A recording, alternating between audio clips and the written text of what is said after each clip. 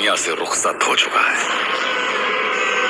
अब जल्दी मराठों की जमीन पर भी मुगलों का राज होगा। शेर नहीं रहा, लेकिन छावा अभी भी जंगल में घूम रहा है। फाड़ देंगे मुगल सल्तनत की छाती अगर मराठा साम्राज्य के विरुद्ध सोचने की जुर्रत की।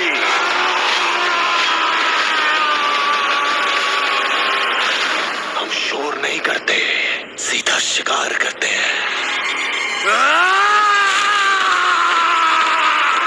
छत्रपति संभाजी महाराज की।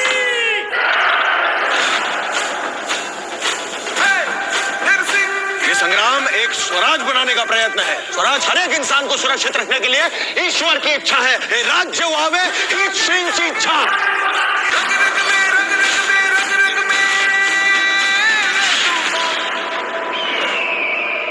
खानदान की लाश पर खड़े होकर हमने ताज पहना था। इसे दोबारा उसी वक्त पहनेंगे जब उस सांबा की चीखें पूरे हिंदुस्तान में गूंजेगी। जहां जहां भगवा रंग नजर आए उसे लाल कर दो।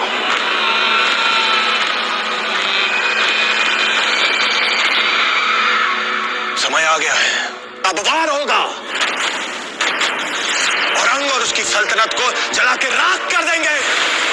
हमें हराने वाली हर कोशिश को मारेंगे, हर षड्यंत्र को तोड़ेंगे। छत्रपति शिवाजी महाराज का सपना पूरा करके ही छोड़ेंगे। जय भवानी, पार्वती पतये।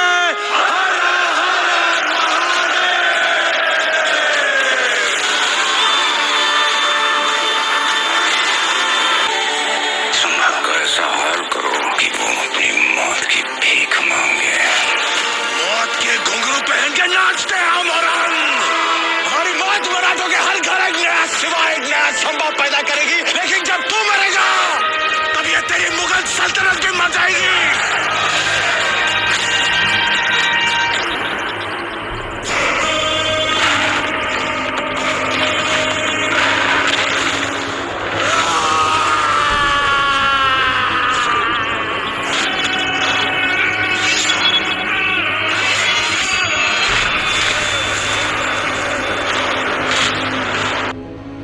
नमस्कार दोस्तों, स्वागत है आपका जागते रहो सच के साथ।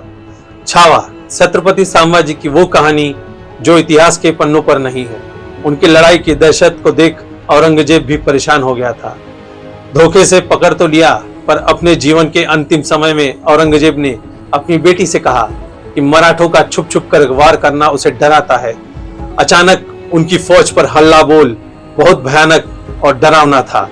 मराठों को इतनी हिम्मत कहां से मिलती है, डर नहीं रहे हैं। ऐसा क्या है मराठा की इस मिट्टी में जो एकता हमेशा बनी रहती है।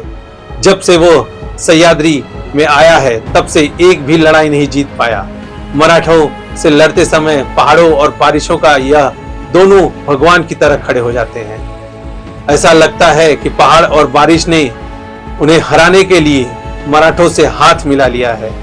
भारी बारिश के दौरान शिवाजी महाराज ने एक रात में ही पनाला छोड़कर विशालगढ़ पहुंच गए थे, पर उसी विशालगढ़ तक पहुंचने के लिए उन्हें 9 दिन लगे। इस बारिश की वजह से उनके अनेक साथी हाथी घोड़े पानी में बह गए, कुछ तो बीमार होकर मौत के घाट उतर गए। औरंगजेब ने कहा कि हमारे धर्म में पुनर्जन्म नहीं है, पर कहीं अगर मुझे पुनर्जन्म मिलता है तो फिर से इस सह्याद्री के पहाड़ों में मराठों से लड़ने के लिए नहीं आऊंगा। मराठे खतरनाक होते हैं। छावा की इस धूम को देखकर भारत के प्रधानमंत्री मोदी जी ने भी तारीफ कर दी।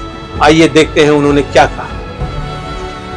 हमारी मुंबई महाराष्ट्र ही नहीं बल्कि पूरे देश की आर्थिक राजधानी बनकर उभरी है। और भाइयों बहनों, जब मुंबई का जिक्र आया तो फिल्मों के बिना न साहित्य की बात पूरी होगी और न मुंबई। ये महाराष्ट्र और मुंबई ही है जिसने मराठी फिल्मों के साथ साथ हिंदी सिनेमा को ये ऊंचाई दी। और इन दिनों तो छावा की धूम मची हुई है।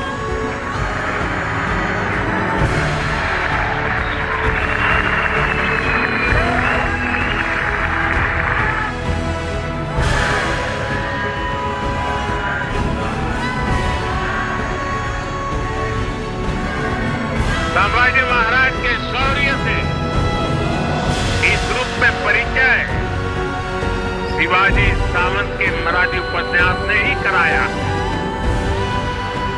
इसी तरह के खबर को देखने के लिए देखते रहिए जागते रहो सच के साथ।